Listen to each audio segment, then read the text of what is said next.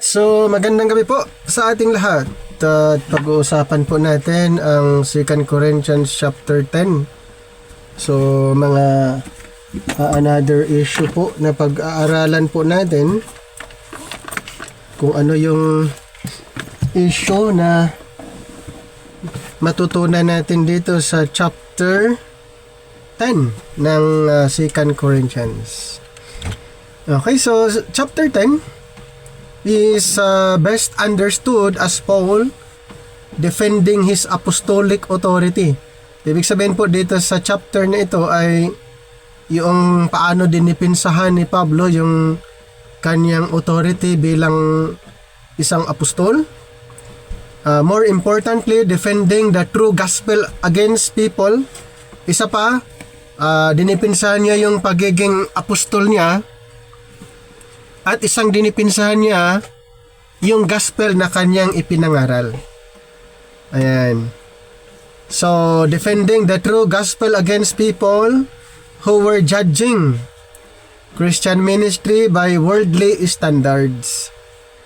So, dito kasi sa experience ni Apostol Pablo ay kung mapapansin natin, dinipinsahan niya yung kanyang ipinapangaral. Ayan, dahil sa may mga nag-akusa sa kanya at ang basihan ng kanilang standard ay worldly.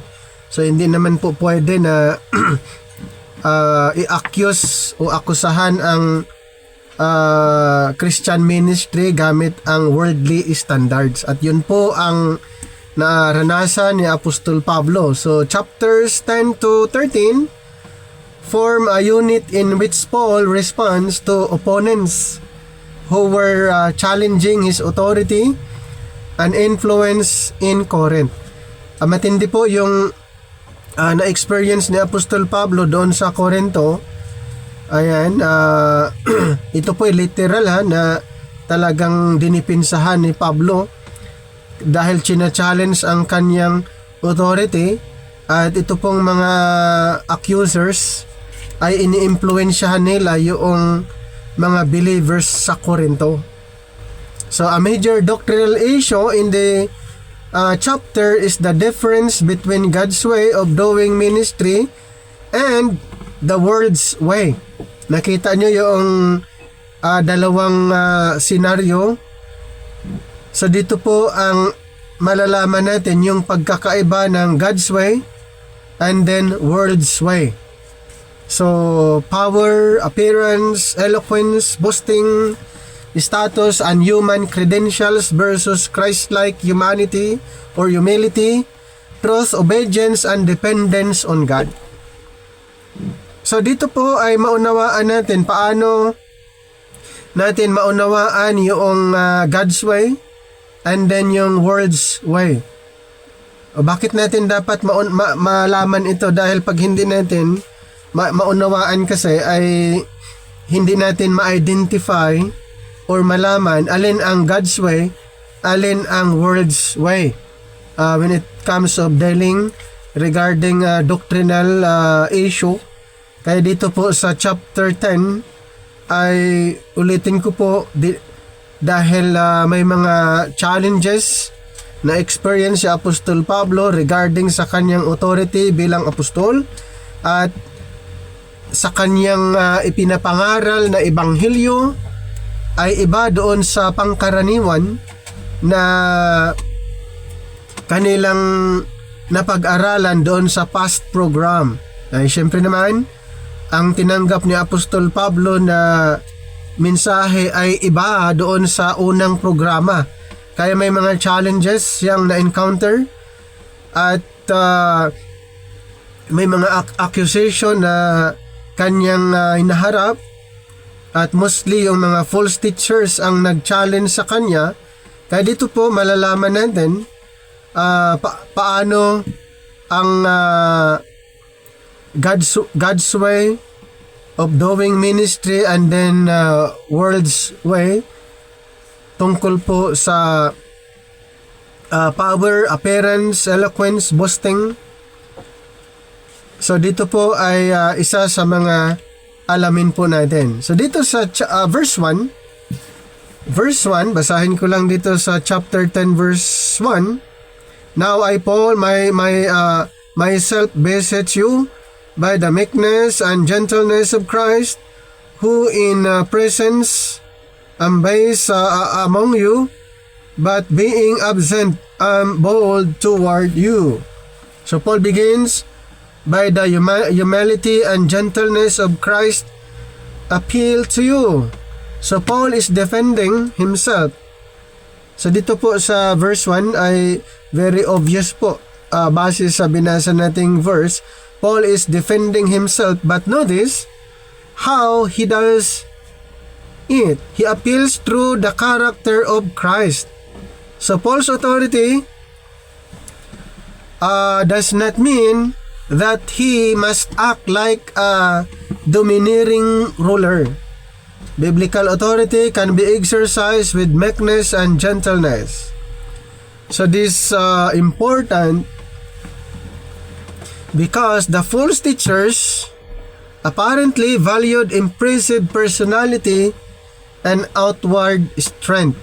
Pero yung isang strategy na makikita natin kay Apostol Pablo nung kanyang dinipinsahan ang kanyang sarili ay with meekness and gentleness. Ito'y kanyang ipinapakita sa mga na umaakusa sa kanya, mga false teachers. So Christian authority is not authoritarian or authoritarianism.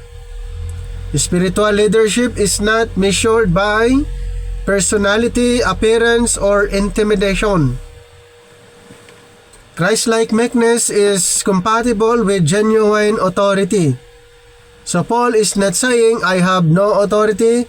He is saying in the effect, my authority comes from Christ, and therefore, I don't have to imitate worldly leaders. Napansin niyo po yung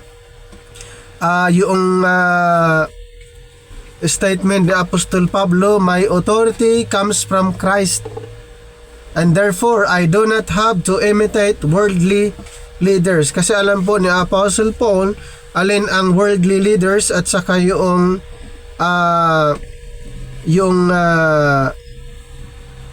believers or grace believers.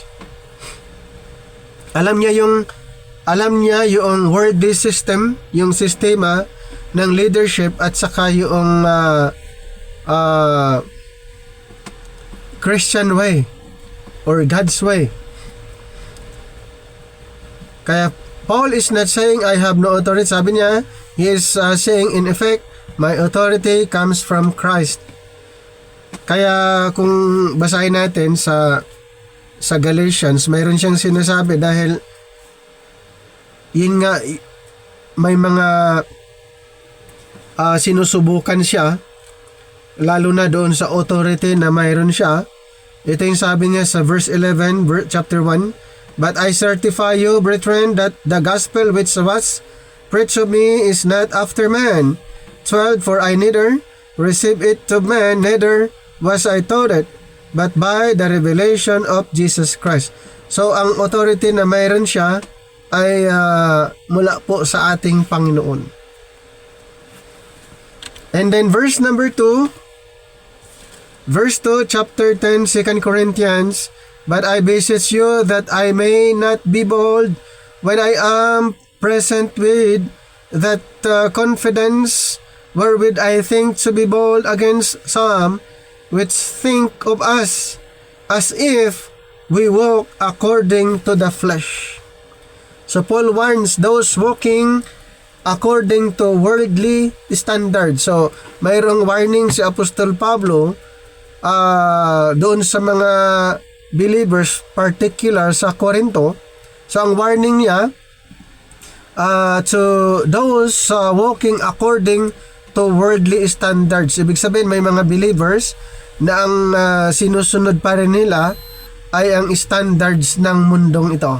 So Paul asks that when he comes to Corinth, he will not have to exercise severe discipline toward those who accuse him of operating according to the flesh. So the Greek expression translated according to the flesh can refer to operating according to merely human standards. Okay, so yung sinabing according to the flesh, ulitin ko according to the flesh, in ito isang sa Greek expression. Ang ibig sabihin pala nito is operating according to merely human standards. So pag sinasabing human standards ay related po sa worldly standards. So the issue isn't simply that Paul has human weaknesses. The problem is using human worldly methods to accomplish God's work.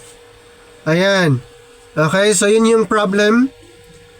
Yung pamaraanan gamit to accomplish God's works using worldly methods. At yun po ay malaking issue during that time. So Apostle Paul ay sumusunod siya doon sa divine method na ipinagkaloob ng Panginoon sa kanya, pero may mga ibang believers to solve the problem or to accomplish God's works, ang ginagamit po nilang method ay ang human or worldly. Ayan po. So magkakaiba. So God's servants must not allow worldly standards to determine the nature of Christian ministry. So hindi po pwede.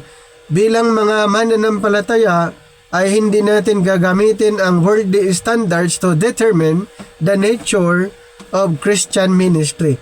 Alam niyo po, karamihan ay mostly hindi nila identified alin ang godly at saka worldly. Kaya nakakalungkot po, may mga ibang group of denomination ay ginagamit nila yung worldly standards in determining the nature of their ministry. So the Corinthians were apparently impressed by people who appeared powerful or eloquent, influential, and impressive. Eloquent, ito po ay siyempre sa mostly karamihan ay tinitignan ng mga tao yung eloquent, fluent, ma-impluensya. Okay, ma-impluensyang tao. At doon sila na-persuade. Okay, mayroong tinatawag na persuasion dahil sila ay eloquent, influential, at mostly ganun po ang nangyayari. Karamihan. Paul says that is not the standard God uses. So hindi po yun yung pagiging eloquent, influential, and impressive. Hindi po yan yung actually ang standard ng Panginoon. Yan po ay standard ng mundo natin. At karamihan po doon sila na-attract, na-impluensyahan. Kaya mapapansin po natin yan sa mga group of denomination, organization. Kung sino yung ma-impluensya, sino yung magaling magsalita, ay madali siyang persuade ng maraming followers. Okay? Pero ayon kay Pablo, hindi yan standard ng Panginoon. Okay? So verses 3 to 6. Ang sabi dito, for though we walk in the flesh, we do not war after the flesh. For the weapons of our warfare are not carnal, but mighty through God to the pulling down of strongholds. And then verse 5, casting down imaginations and every high thing that exalteth itself against the knowledge of God, and bringing into captivity every thought to the obedience of Christ. Number 6, and having in a readiness to revenge all disobedience when your obedience is fulfilled. So this is one of the most frequently misunderstood sections of the chapter. Sa verse 3, we live in the flesh but don't fight according to the flesh. Ayon kay Pablo, though we live in the world, we do not wage war as the world does.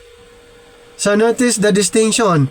We live in the flesh, we fight according to the flesh. Paul isn't teaching that physical existence is evil. So hindi niya sinasabi yon na physical existence is evil. Flesh here is being used in the sense of human worldly methods. Diba yung sa verse 1 kanina, kung balikan natin, ito po isang expression ng Greek text. Pag sinabing flesh, ay related po ito sa human worldly methods and resources opposed to dependence upon God. So, yun po yung ibig sabihin pag sinasabing flesh. Not literal. Hindi po ito literal. Kaya Paul isn't teaching, hindi niya sinasabi, hindi niya ipinapangaral that physical existence is evil. Ang flesh flesh mention in this set of verses,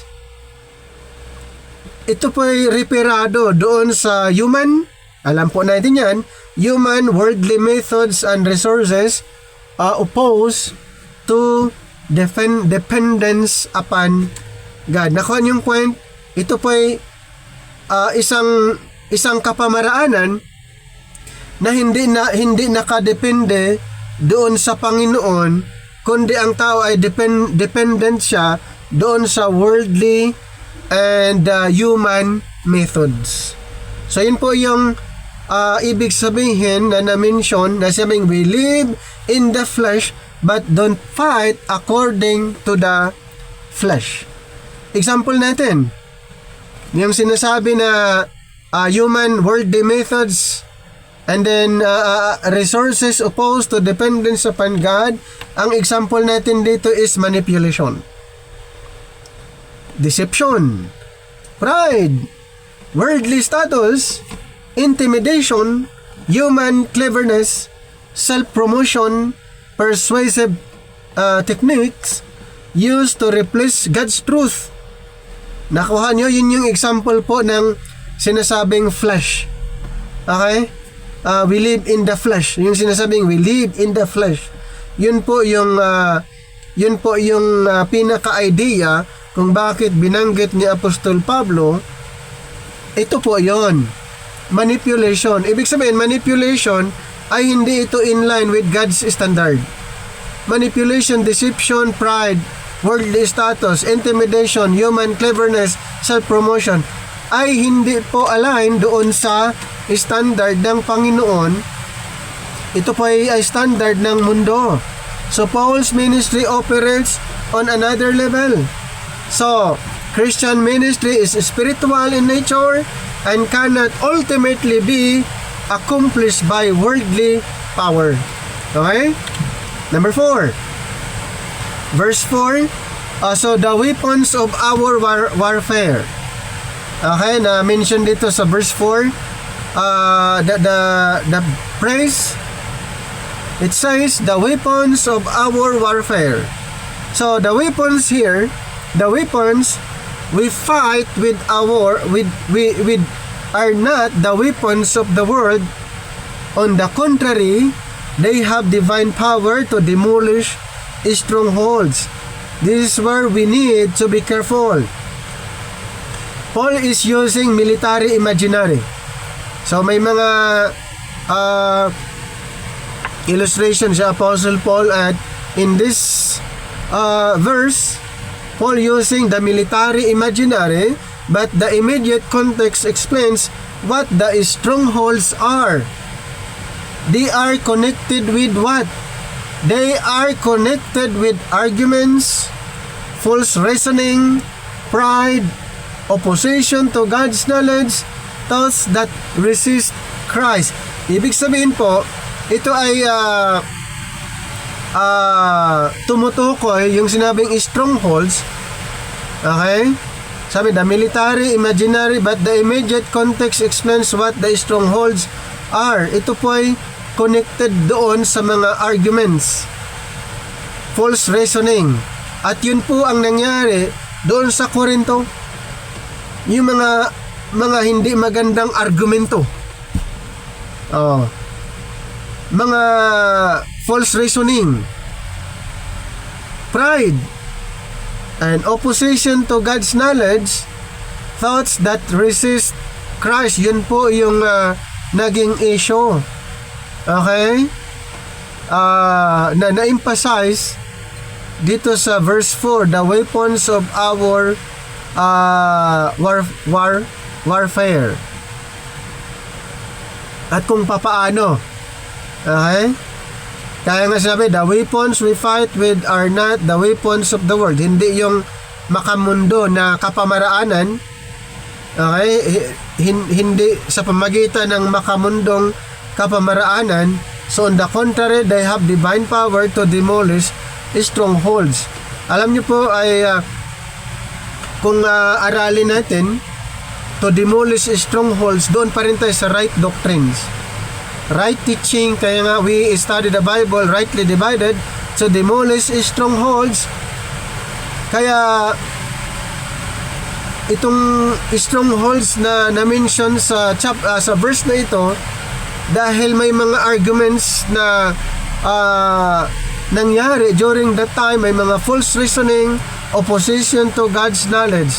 So ano ang dapat nating gagawin? Ano ang dapat nating gamitin to demolish strongholds? Kaya babalik pa rin tayo doon sa pag-aaral. Study the Bible rightly divided. So what are the weapons? What are the weapons? Paul doesn't give us a list in this verse, but the wider in his epistles identifies God's spiritual resources as things such as God's Word, truth, or the Word of truth rightly divided, gospel, the right gospel, grace gospel, our faith in Christ, righteousness, prayer, the Holy Spirit, obedience to Christ. And then mabasa natin sa Ephesians chapter 6:10 to 18, the whole armor of God. So dito po, pinag-usapan kasi natin yung weapons of our warfare para mapaglabanan natin itong mga false arguments, false reasoning, pride, opposition.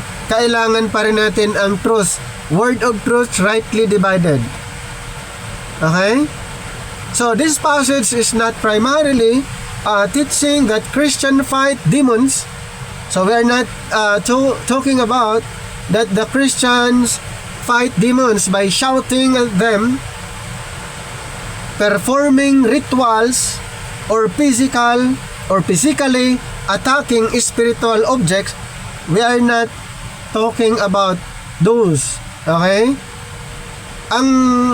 Para malabanan ang mga gawa ng kalaban, ito lang kailangan natin aralin ang Bible rightly divided. Alam natin anong gospel natin. Alam natin yung paniniwala natin, our righteousness, the Holy Spirit. Hindi katulad ng karamihan na mayroon silang tinatawag na war, parang sinabi lang mga warrior sila, kaya sinisigawan nila yung demonyo. Okay? Pero nandun pa rin yung demonyo. Gumawa ng mga rituals, pero nandun pa rin. Kung ano-anong mga ginagawa na mga rituals or attacking spiritual objects, hindi yan effective in our time. Ang kailangan natin yung right Bible, right gospel, right teaching. Kailangan po yun. So the immediate battlefield is truth versus error, and obedience versus rebellion against Christ. Tanong, paano natin malalaman na yun ay error at ito ay truth? Halos lahat gumagamit ng Biblia. Halos lahat Biblia ang ginagamit. So, in studying the Bible, rightly divided, ay napakadaling malaman kung katotohanan ang kanyang sinasabi o hindi using right division. Without right division, napakahirap po na ma-identify kung ang group of organization na ito ay katotohanan ang ipinapangaral or hindi. During the time of Apostle Paul, ang ginagamit naman din nila yung mga accusers, Word of God. Ang ginagamit din nila ay salita lang din ng Panginoon.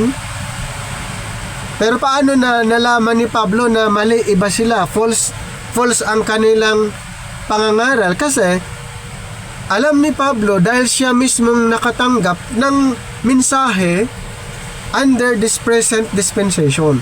So ibig sabihin, lahat ng iba na katuruan, iba doon sa kanyang tinanggap na turo, sa madaling salita, yun ay considered as false. Kahit ginagamit pa nila ang salita ng Panginoon. Kasi nga, iba yun. Noon, sa programa noon, pwedeng yun ang katotohanan. Pero sa panahon ngayon, hindi na yun ang katotohanan dahil mayroon pong tinanggap si Pablo na panibagong katotohanan, panibagong katuruan na yun ay applicable sa panahon natin ngayon. So, malalaman natin ngayon kung alin ang truth, alin ang error. Okay? So, the stronghold is demolished when God's truth, rightly divided, exposes and defeats false thinking. Ayan. So, madali na lang. Di ba? Madali na lang. Kayo mismo, kung naipapangaral nyo ang right division, malalaman nyo agad kung alin ang false, alin ang tama. Okay? Proceed. Verse 5. Every arguments and every thought brought under Christ. So, Paul says they demolish. Arguments and every pretension that sets itself up against the knowledge of God, and take every thought captive to Christ. This is extremely important. So what is a stronghold? So in this context, a stronghold is essentially fortified system of thinking that resists the truth of God. So ulitin ko po, kung makita nyo yung stronghold, ang idea na na-mention ni Apostle Paul, okay, ito po ay reparado doon sa sistema ng pag-isip na ang kaisipan ay contrary doon sa katotohanan. Yan po yung tinatawag na stronghold in this verse. So Apostle Paul, ginagamit niya ito is katulad ng military. Kaya Paul's language here is military. So false reasoning, mayroong false reasoning, fortified opposition, God's truth attacks or God's truth attacks it, opposition is demolished, thoughts are brought under Christ. Nakita niyo yung sistema. So therefore, strongholds can include things such as, number 1, false doctrine. Number 2, false views of God. 3, pride.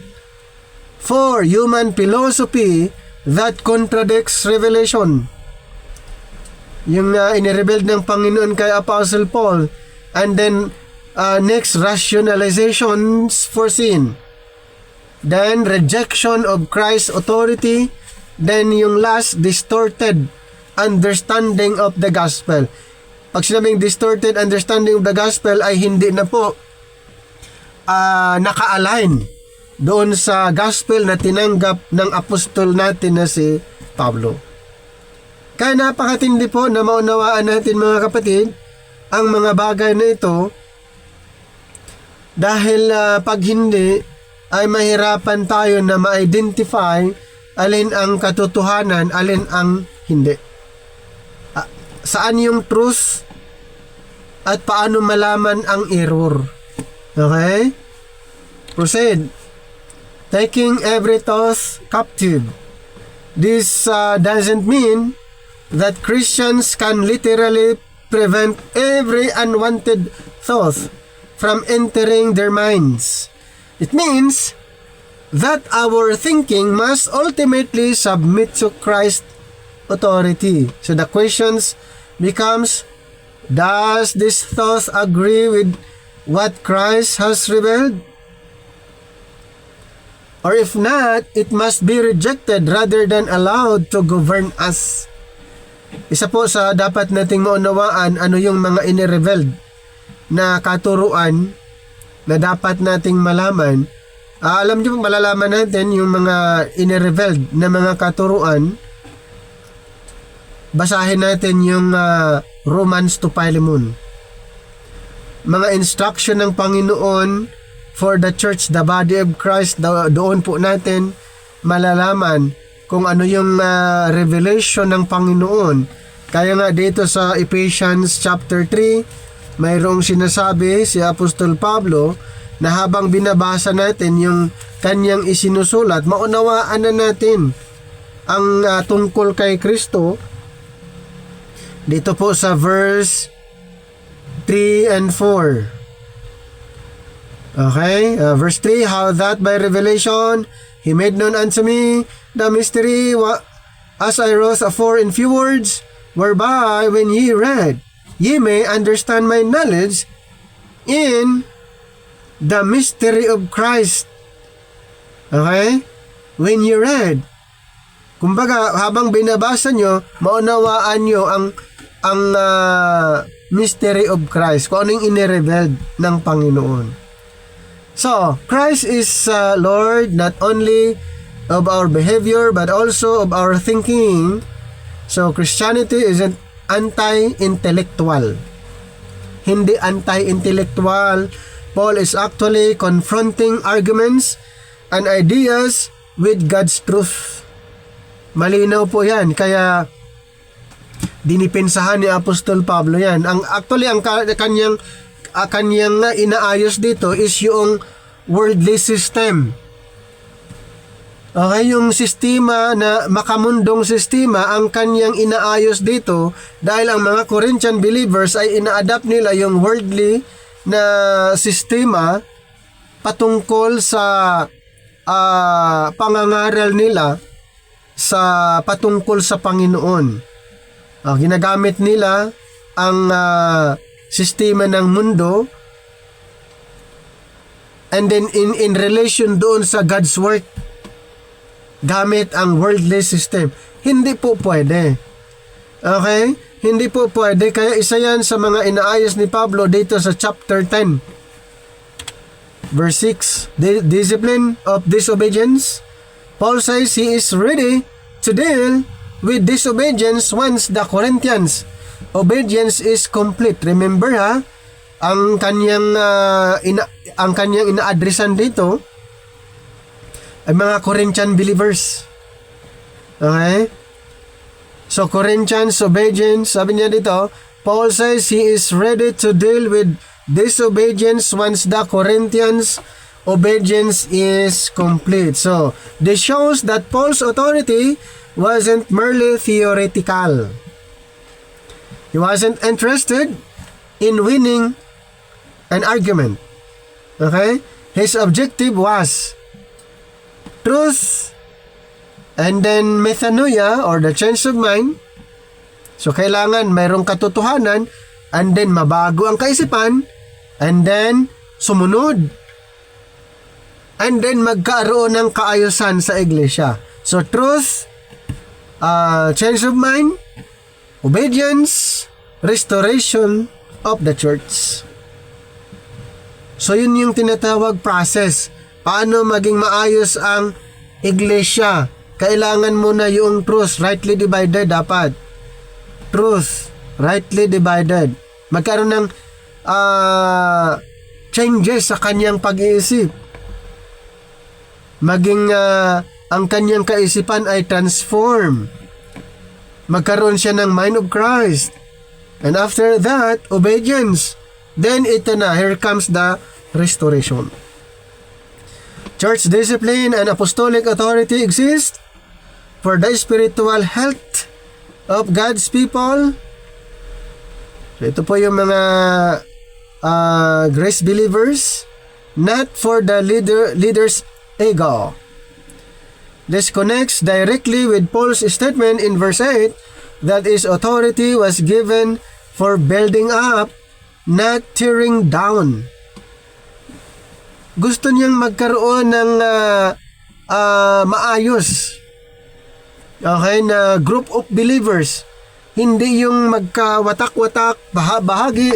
Hindi yon. Hindi yan ang intention ni Apostle Paul. Kaya gusto niyang maiayos itong mga Corinthian believers kasi sila po ay nagkaroon ng pagkabahagi. Mayroong division sa kanila. So, yun yung concern ni Apostol Pablo dito sa chapter na ito. Bakit sila nagkaroon ng gano'n na hindi pagkakaunawaan? Ulitin ko po, dahil sa paggamit nila ng worldly system instead of God's way na pamaraan. Let's proceed to verse 7. Verse 7, do ye look on things after that outward appearance? If any man trust to himself that he is Christ, let him of himself think this again, that as he is Christ, even so are we Christ. Paul says, you are looking at outward appearances. Dito po kasi ang nangyari, ang tinitignan yung panlabas. Isa naman ito sa mga kinokorek ni Apostol Pablo. Kasi sabi niya, don't judge by outward appearance. Doon nila hinuhusgahan ang isang mananampalataya sa kanyang appearance, outward appearance. So, Paul says you are looking at outward appearances. So, this appears to be one of the central problems at Corinth. Ano po? Yung panghusga. Kung ano yung outward appearance ng tao ay hinusgahan ng mga taga-Korinto at ito yung pinaka-problema sa time nila noon. The Corinthians were evaluating Paul according to what they could see. Diba? Even Apostle Paul ay ini-evaluate nila, iniimbestigahan nila.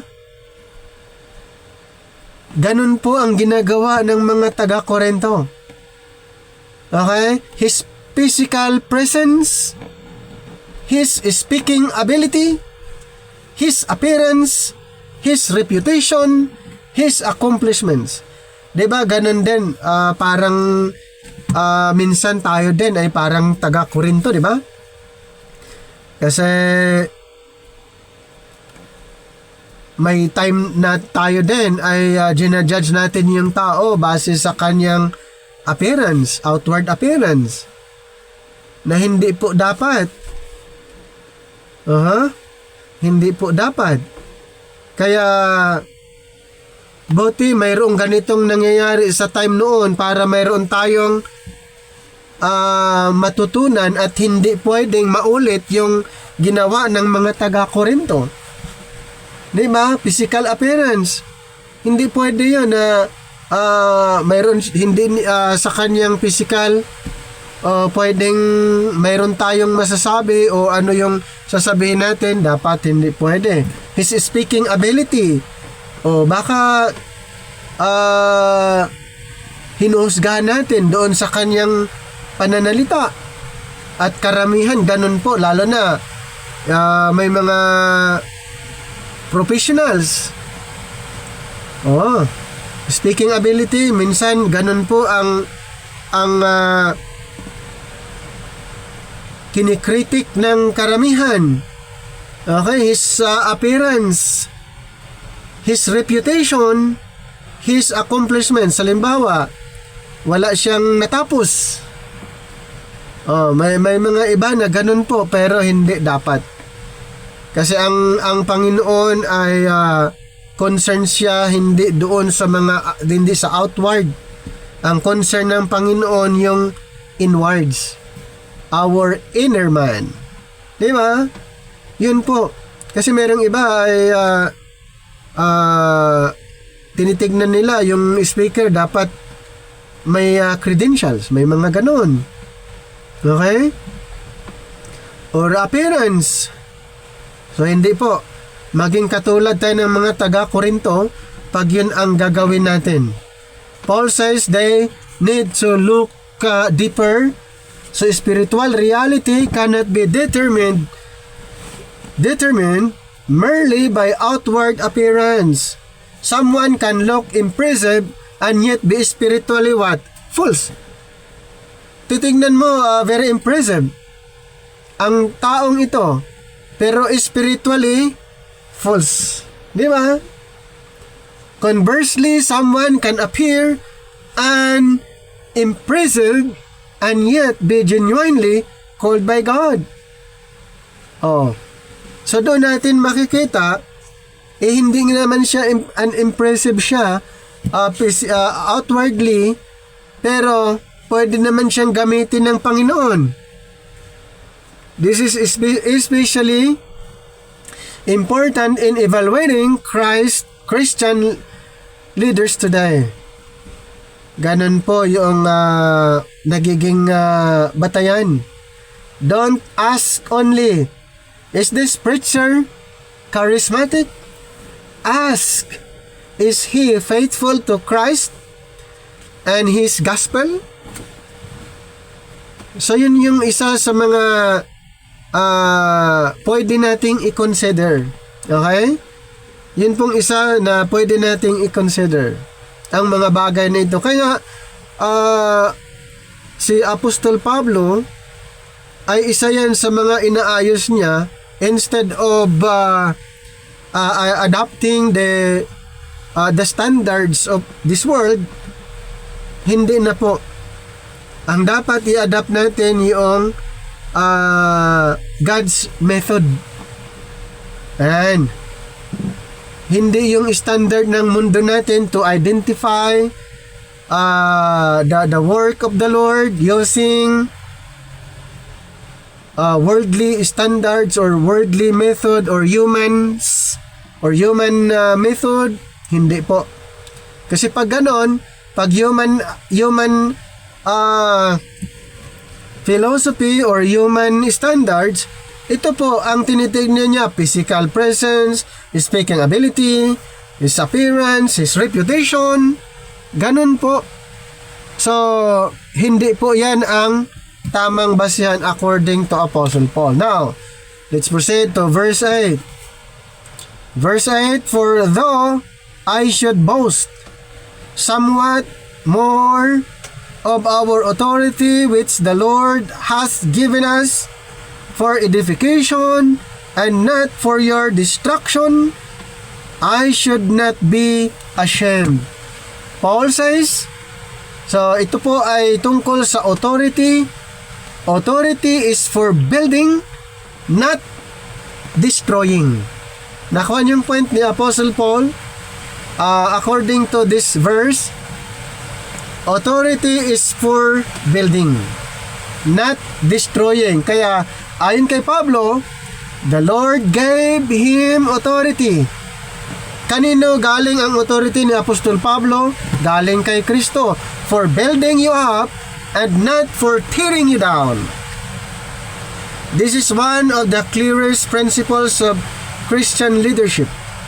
Paul does have authority, but authority has a purpose. Purpose, okay? So, purpose of spiritual authority. Build God's people. Ayan po yung ginagawa natin. Mayroon kayong mga pinangaralan.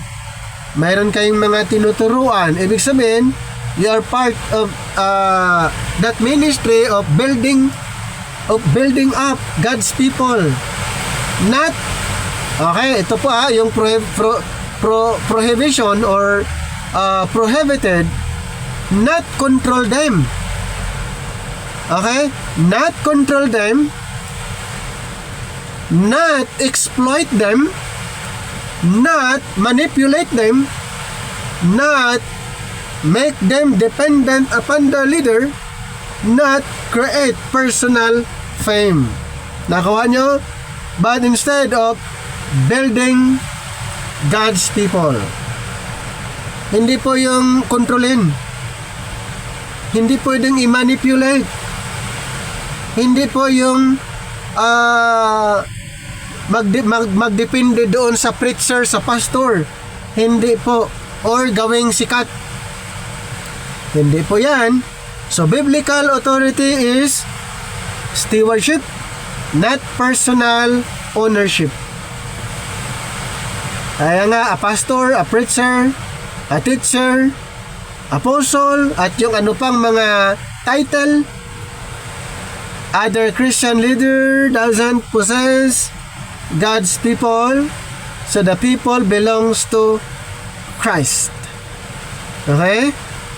So, verse 9. Verse 9. That I may not seem as if I would terrify you by letters. Paul's letters weren't meant merely to frighten them. Ayon kay Pablo, sabi niya, ayaw niya, or doesn't want to appear as though he is trying to terrify them with his letters. His strong words were intended to correct error. Nakuha yung point.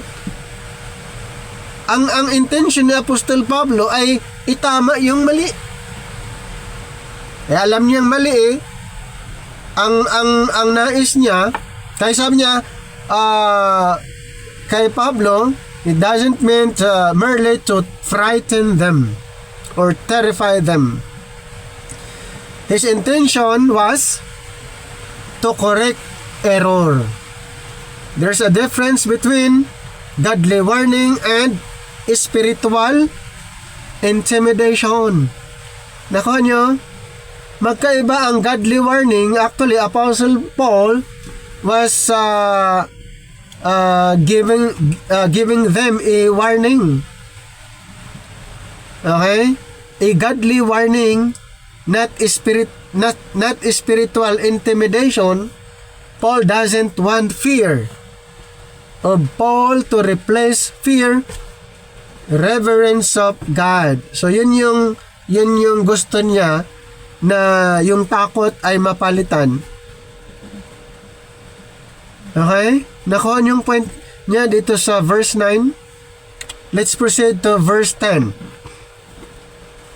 Verse 10, for his letters say, they are weighty and powerful, but his bodily presence is weak, and his speech contemptible. Right. His letters are weighty. The opponents apparently say Paul's letters are powerful, but ito po according to his opponents, according to his critics, sa mga false teachers, Paul's letters are powerful, but his physical presence is weak, and his speech is unimpressive. Pero mo yan, yun yung critic ng mga opposition or yung mga false teachers. Kinikritik niya, kinikritik nila yung physical na sitwasyon ni Pablo na mahina at yung kanyang pananalita ay hindi effective. So this tells us something about the Corinthians culture.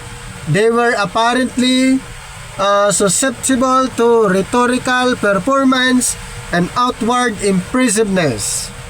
Paul's opponents could apparently point to Paul's weaknesses and say, "Look at him. How can someone like that really be God's apostle?" Ang tende ng critics ng mga false teachers sa kanya, tingnan niyo siya. Ito ba yung tao na talagang nagustuhan nyo na totoo ba na ito ay apostol ng Panginoon? Yan yung mga kritiko. So the power of the gospel does not depend upon the preacher having an impressive personality. Hindi po nakasalalay doon kung ikaw yung preacher na impressive, tama yung gospel mo. Hindi doon nakasalalay na pag magaling magsalita, tama yung gospel. Yun po ay reality. Nangyari sa time ni Apostol Pablo. Kumbaga, kinikritik nila yung mga sinasabi ni Apostol Pablo during that time. Ang mga kritiko ay sinasabi nilang hindi naman impressive, hindi effective, o hindi powerful ang kanyang sinasabi. Pero tandaan po natin, hindi nakadepende sa galing magsalita, yung persuasive na magsalita, very convincing, powerful. Ianhin mo yung ganong klaseng pananalita kung ang gospel mali. Ayun po yung pinupunto niya dito. God can use a weak vessel. Okay? In fact, that becomes a major theme of 2 Corinthians. Ang Panginoon ay gagamitin niya yon. Yung parang sa tingin ng tao ay hindi karapat-dapat, sa tingin ng tao ay mahina, sa tingin ng tao ay hindi magaling, sa tingin ng tao ay yung may depekto ang kanyang sarili. Baliwala yon sa Panginoon. Kung ang Panginoon gagamitin niya yung ang tao para sa kanyang ministry, kahit ano pong sasabihin ng mga tao. Okay? Maraming mga critics, mga kritiko. Si Pablo ang daming kritiko sa kanyang ministry. Pero bakit siya nagpapatuloy? Alam niya,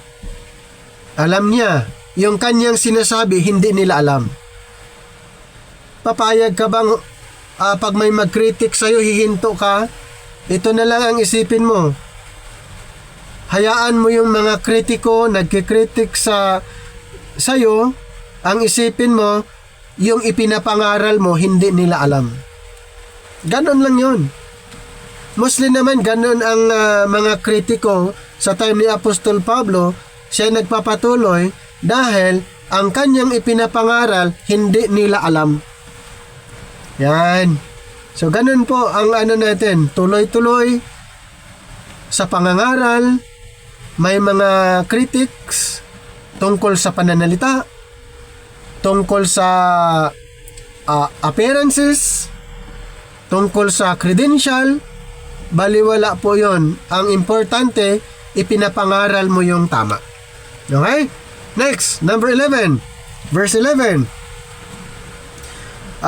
Let such an one think this, that such as we are in word by letters when we are absent, such will we be also indeed when we are present. So Paul is consistent. Paul basically says, what I write when absent, I will do when present. So in other words, don't mistake my gentleness for weakness. Paul's meekness doesn't mean he lacks authority. Okay, nakuha niyo yung point? Pag sinabing, what I write when absent, I will do when present. So now, gentleness is not cowardice. Hindi ibig sabihin na you are coward if you're showing gentleness. Okay, dito po ipinakita ni Pablo yung gentleness, pero hindi ibig sabihin ito po ay cowardice. A Christian leader can be, number one, gentle but firm. Can be humble but authoritative. Can be loving but corrective. And can be patient but unwilling to compromise truth. Yan po ay napakahalaga pag sabing gentleness. Gentle, yes, but firm. Humble but authoritative. Loving but corrective and patient. And then unwilling to compromise the truth. Yan po yung ibig sabihin ng gentleness. Hindi mo pwedeng i-compromise ang katotohanan. That is actually a picture of Christ-like leadership. Now, let's proceed to verse 12 to 13. For we dare not make ourselves of the number or compare ourselves with some that commend themselves, but they measuring themselves by themselves and comparing themselves among themselves are not wise. Yung comparison, hindi po pwede yun.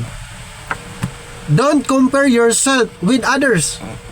Yan po lagi nating tandaan. Huwag nating i-compare ang sarili natin sa iba. Yun yung problema sa Corinthians eh. Yung comparison. Kino-compare yung sarili. Yun yung problema sa Corinthian believers. Paul now addresses another major problem. Saan? Sa Corinto. Hindi po pwede. Kung yun ang style mo, wag mo i-compare doon sa iba. O kung paano ka nangangaral, hindi mo pwedeng i-compare sa iba. So mayroong kanya-kanyang tinatawag strategy na hindi mo pwedeng i-compare sa iba kasi ganito ang tendency niyan.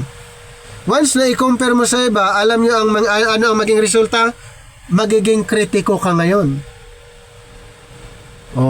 Ikikritik mo na ngayon siya. Kasi hindi mo siya katulad. At yun po ang bawal. Okay? Huwag nating ikumpara ang sarili natin. Kaya nga ang tawag sa atin, body of Christ. One body with many members. Hindi mo pwedeng ikumpara ang paa sa kamay, ang kamay sa mata, ang mata sa tainga. Hindi pwedeng maikumpara yun. At yun nga ang naging problema sa Corinto.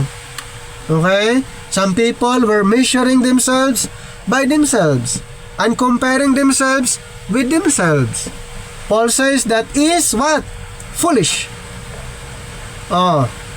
Ang tawag doon pala, pag ikukumpara natin ang sarili natin sa iba, Paul says that is foolish. Why? Because if I make myself the standard, I can always find someone who makes me look good. Tama. Ganun po ang mangyayari. Hindi mo pwede na gawin yung sarili mo standard. Hindi pwede. Yung ikukumpara ang sarili mo sa ibang minister. For example, number 1, example, I am a better preacher than him. Naku, hindi pwede yun. Na parang sabihin mo, mas magaling ako kaysa kanya. Isa pang example, my church is bigger than theirs. Ang church ko ay napakalaki kumpara sa kanila. Hindi pwede. Comparison. Number 3, I know more theology than that person.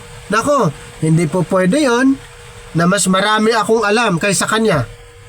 Oh, hindi pwede. Next example, I have more followers. Hindi rin pwede yon. Okay?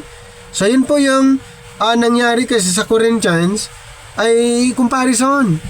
Major problem. Okay? Hindi pwede.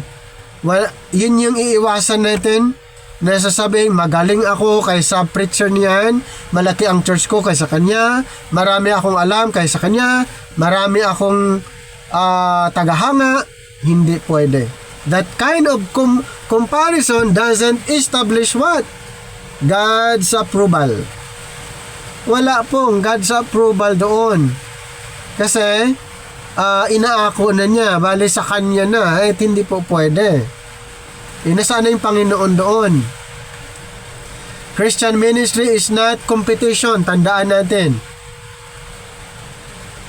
Hindi po ito competition na mayroong mananalo. Okay? At ganun po ang naging problema sa Korinto. Dahil mayroon silang mga spiritual gifts, akala nila competition. Hindi. The standard isn't, am I better than someone else? The standard is, am I faithful to what God has entrusted to me?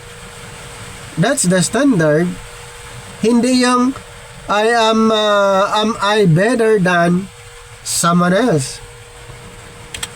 Proceed. Verse 13. But we will not boast of things without our measure, but according to the measure of the rule which God has distributed, so as a measure to reach even unto you. Paul stays within God's assigned sphere. Paul refuses to boast beyond the limits God gave him. Hindi niya ipinagmamalaki yan. Okay? Kung anong mayroon siya, ano yung pinagkatiwala sa kanya, hindi niya ipinagmamayabang yon. His ministry actually reached Corinth because he was the one who first brought the grace gospel there. This is important. Paul isn't saying, hindi sinabi ito ni Pablo I can do everything na ganun lang. Sabi niya, I can do all things through Christ. Hindi sinabing, kaya ko lahat sa kanyang sarili. Wala. He's saying, ang sabi niya, I will faithfully operate within the assignment God has given me, according to verse 13. God gives different people, different ministries, and different responsibilities. Faithfulness is more important than what? Comparison. Tandaan natin yan. Faithfulness is more important than comparison. Verse 14. For we stretch not ourselves beyond our measure, as though we reach not unto you, for we are come as far as to you, also in preaching the gospel of Christ. So, Paul actually reached Corinth with the gospel, with the grace gospel. So, Paul says he isn't overextending himself because he was actually the first to bring the gospel to them. Hindi na pinagmamalaki yan sa kanyang sarili na siya yung unang nagdala ng grace gospel sa kanila, and therefore, his claim isn't based merely on self-promotion. Hindi nakabase doon sa kanyang sarili. There is historical evidence and their own experience. Paul preached, and then Corinthians heard. Then Corinthians believed. What will happen next? A church was established. Ano ang unang ginawa niya? Paul preached. Saan? Doon sa Corinto. Nakikinig sila. Nung naunawaan nila, ang mga taga-Corinto naniwala. Then here, ano ang next? Doon na-establish ang church sa Corinto. His ministry had genuine fruit.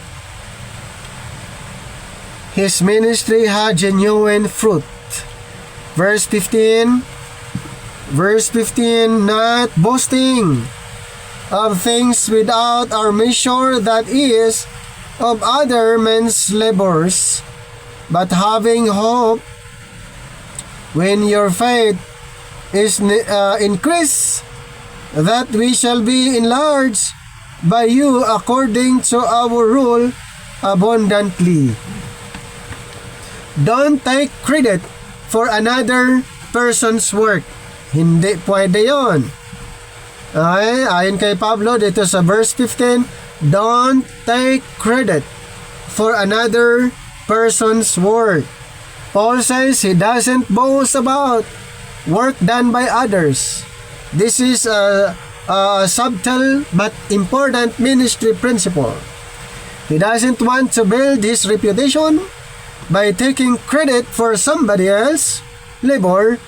Instead, he hopes their faith will grow and his ministry will expand into new regions. Alam po natin yan.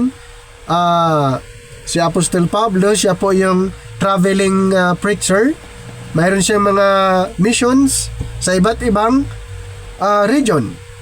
Christian ministers should not steal credit for other person's spiritual labor.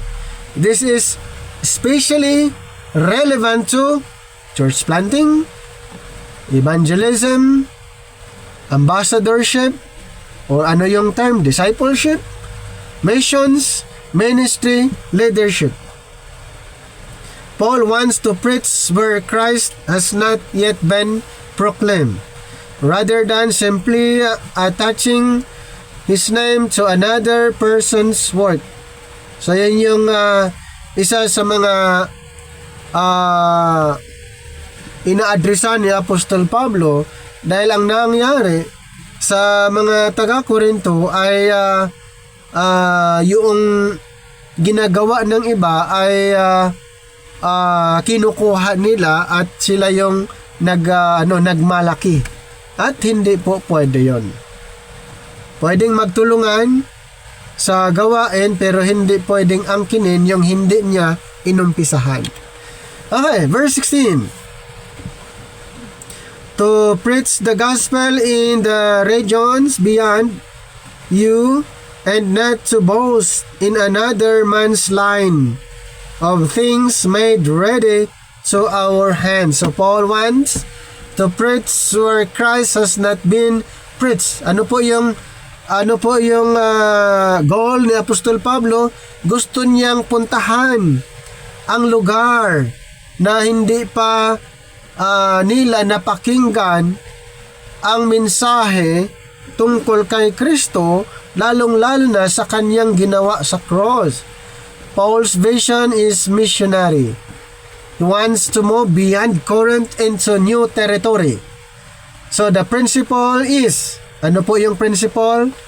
Don't build your identity on what someone else accomplished. So Paul wants his ministry to advance the grace gospel. And this shows that genuine apostolic ministry is ultimately, ito po yung ginawa niya, Christ-centered and gospel-centered, not personality-centered. Ayan po yung ginawa ng apostol na si Pablo. Hindi niya pinagmalaki ang sarili niya, ang kanyang ipinagmalaki ang Panginoon. Verse 17, but he that glorieth, let him glory in the Lord. So let the one who boast in the Lord. Ito po yung sinabi niya, na kung mayroon kang gustong ipagmalaki, ipagmalaki mo na ang Panginoon, yung ginawa niya sa cross. This is the climax of Paul's argument. The one who boasts must boast in the Lord. Paul has talked about, number 1, authority, ministry, spiritual warfare, accomplishments, calling, missionary work. But where does all the glory ultimately go? To the Lord. Everything good in Christian ministry ultimately comes from God, and therefore, the proper object of Christian boasting is not self, but Christ. Paul isn't saying Christians can never talk about what God has done through him or through them. He's saying, don't turn God's work into self-glorification. Yun po yung warning niya. Don't turn God's work into self-glorification. Verse 18 and then last verse. For not he that commendeth himself is approved, but whom the Lord commendeth. God's approval is what matters. Paul concludes, it is not the person who commends himself who is approved, but the person the Lord commends. He completely overturns the world system. So the world's ask, number 1, how famous are you? Number 2, how impressive are you? 3, how many people follow you? 4, how successful are you? 5, how powerful are you? Number 6, how persuasive are you? Ito po yung tanong na makamundo. According in line with the world system. But Paul asked, does the Lord commend you? That's the final standard. Now, the major doctrinal issues being addressed here. Number 1, what is true spiritual authority? Paul teaches that authority comes from Christ, not from personality or worldly status. And its purpose is building up God's people. Number 2, is Christian ministry supposed to operate according to worldly standards? No. Paul explicitly contrasts worldly methods with God's methods. The church should not assume that worldly success equals spiritual success. Number 3, what is spiritual warfare? In this passage, spiritual warfare involves confronting arguments, pride, false ideas, and everything that supposes or opposes the knowledge of God, bringing thinking into submission to Christ. So, 2 Corinthians 10:3-5 should not be isolated from its context and turned into a formula for confronting demons. So the immediate emphasis is truth versus error. Then Christ's authority versus rebellion. And then obedience versus disobedience. Number 4, what are strongholds? Now, the context points primarily to fortified systems of thought and opposition to God's truth. So, the Greek word used for strongholds is military imaginary. Pag sinasabi pong strongholds in Greek expression is military imaginary, and the following verses explains the metaphor through arguments, arrogant obstacles, and thoughts opposed to God. So in metaphor, the